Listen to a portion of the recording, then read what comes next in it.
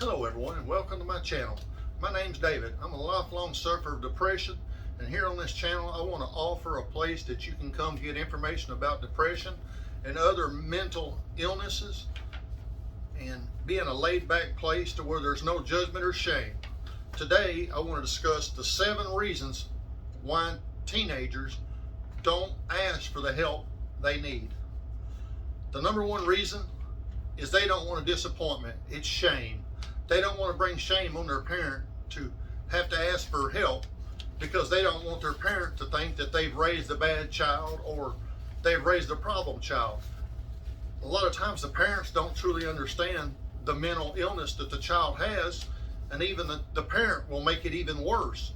So if you have a child that comes to you and asks for help, please get them help. Don't shame that child. The second reason is for embarrassment. Sometimes a child that's suffering from a mental illness such as depression or anxiety or some of the other mental illnesses, they feel embarrassed over it. And when they get help, they have to go see a doctor, and the doctor will put them on medication or have to have monthly visits or weekly visits. And it's embarrassing to that child with their friends, because if a friend finds out, that friend, not knowing, might make fun of you because of it, because you have to see a psychiatrist once a week or once a month, whatever the case might be. So it's embarrassing to that child. So therefore that child will just not ask for the help that they need. The third reason is they feel that their parents should know what's going on with them. They look at that parent as a guide. They feel that the parents done went through what they're going through. So if mom and dad can do it, I can do it too. But the truth of the matter is, mom and dad might not have suffered from these mental problems that this child has. So therefore, the parents don't know what's going on. All they know is the child just all of a sudden starts causing trouble or shutting down. And if the child don't ask for that help, the parent don't know. But the child feels that the parent should know. The fourth one is a feeling of hopelessness. This really comes in with depression, where you feel hopeless. You feel like no matter what you do or no matter what you try, it's going to fail. You feel like there's no hope there. Your life, you feel, is spiraling out of control. You're not in control of your life, and everything you try fails, because usually when these situations, what you try is the opposite of what you need to try. Instead of going and getting the professional help that you need, they will turn to a friend or something that leads them in the wrong direction. Sometimes it leads them down. This is what causes a child to turn to drugs and alcohol, is because when they turn to drug and alcohol, that makes them feel good. It makes them feel good about themselves. So therefore, they develop a dependency on that drug or alcohol to help this hopelessness that they have because of their depression. The fifth one is exhaustion. They're just tired of trying. Everything they've tried has failed, and their parents don't understand what's going on. The teachers don't understand what's going on with them, and they're physically wore out because their mind sometimes just don't stop. People that suffer from anxiety, their mind never stops. It's steadily going all the time. And this especially goes for those with ADD and ADHD. Your mind never shuts off, and it makes it hard for you to relax. Therefore, your body's just exhausted all the time, which causes other elements to kick in. The sixth reason is fear. They fear that no matter what they do, it's going to be wrong. Everything they've tried has been wrong, and it sets in a fear that there is no fix for what their problem is.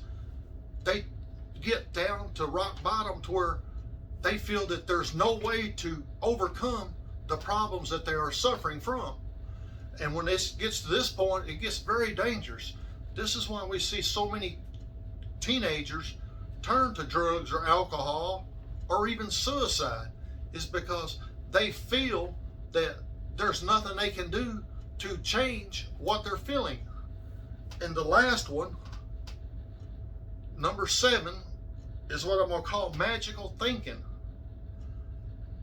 It's when you get to the point to where you've exhausted everything that you know how to do, every means of fixing the problem that you yourself know how to do, and you think that the only way to fix this problem is going to take a miracle. It's going to take some kind of magic trick to pull you up out of this depression or some of these other mental problems that you might have. But the truth is, there's help out there, people. I ask you, if you're a parent and your child is suffering from depression, anxiety, ADD, ADHD, or any other mental health problem, I ask you, get that child help. Teens, if you fit in any of these that I've discussed today, don't be scared to ask for help. Help is just a phone call away. Call your local counselor. Go see your family doctor. Talk to the school counselor. And if it gets too bad, call a friend. Always try to have that one friend that will listen to you no matter what the problems are, because it could save your life. Mental problems are life-threatening problems. It's not something to be ashamed of.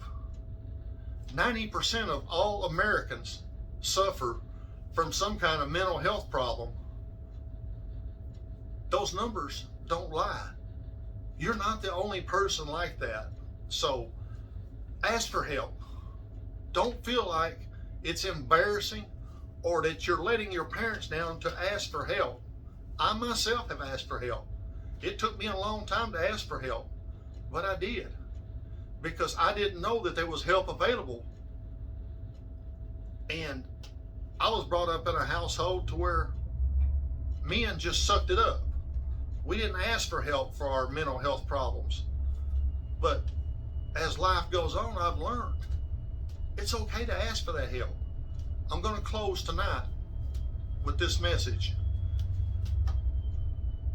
If you feel like you have a mental health issue, please get help.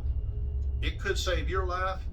If someone calls you and wants to talk, be that open ear to listen to that person, because you could save that person's life. I'm going to end this video now, but if this video has been any help to you at all, I ask that you hit that subscribe button, because there will be more videos on this topic and other topics. I love you guys. See you later.